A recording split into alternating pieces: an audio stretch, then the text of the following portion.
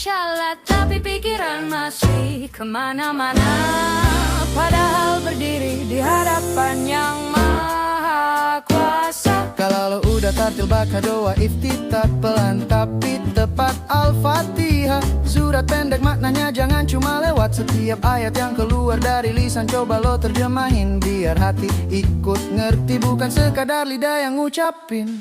Kalau udah biasa lancar tanpa banyak gangguan, fokusin pikiran lo, arahkan semua ke Tuhan. Di posisi berdiri ini bukan sekadar ritual formal.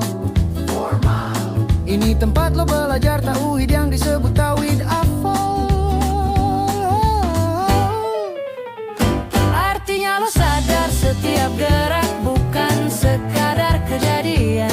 Setiap ciptaan di alam ini punya satu sumber perbuatan. Segala aksi di semesta bukan berdiri sendiri.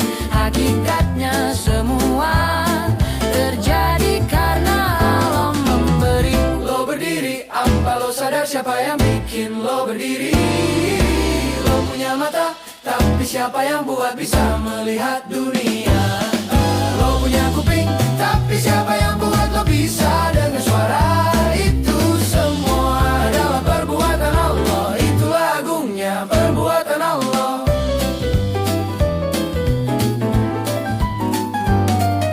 Tubuh manusia penuh detail, sistemnya rapi luar biasa.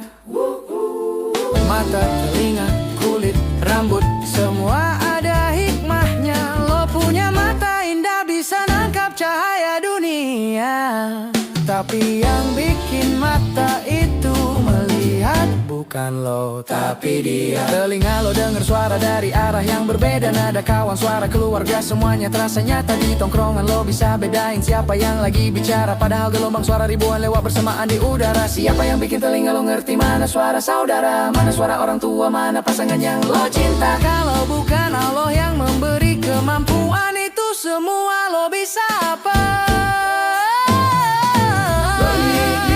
Apa lo sadar siapa yang bikin lo berdiri?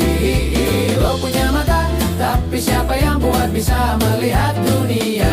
Oh, lo punya kuping, tapi siapa yang buat lo bisa dengar suara? Itu semua adalah perbuatan Allah. Itulah agungnya perbuatan Allah. Maka tahuikan perbuatan Allah, jangan setengah jalan, karena gak ada makhluk yang bisa nyamain ciptaan Tuhan. Mau meniru aja gak sanggup, apalagi menandingi Yang Esa yang tunggal tak ada sekutu baginya. Dalam kitab Iqazul Himam fi Syarah Hikam halaman 264 disebutkan oleh Ibnu Athaillah, asalkan dari hikmah ini dijelaskan. Allah berfirman dalam surah Al-Anfal ayat 17, jelas dan nyata, bukan engkau yang melempar, tapi Allah yang melempar. Perang Badar jadi contoh yang jelas dalam sejarah. Rasul melempar secara zahir, itu yang terlihat oleh mata, tapi hakikat di balik peristiwa itu jauh lebih dalam. Yang menjalankan hakikatnya tetap Allah dalam ketetapan. Dan Allah juga berfirman dalam ayat yang lain, masih di Al-Anfal ayat 63, maknanya dalam Allah yang mempersatukan hati mereka, bukan kekuatan manusia, bukan sekadar usaha. Hati manusia sering retak karena ego dan emosi. Kadang saudara sendiri bisa jauh tanpa solusi. Lo boleh coba memperbaiki hubungan manusia, tapi yang menyatukan hati tetap kuasa Allah semata. Jadi kalau lo berdiri sholat, jangan cuma formalitas. Sadari setiap detik adalah bukti dari kuasanya yang luas. Tauhid hafal ngajarin satu kesimpulan yang jelas, segala perbuatan hakikatnya Allah yang membalas. Lo berdiri, apa lo sadar siapa yang bikin lo berdiri? Lo punya mata, tapi siapa yang buat bisa melihat dunia? Lo punya kuping, tapi siapa yang buat lo bisa dengar suara? Itu semua adalah perbuatan Allah. Itulah agungnya perbuatan Allah.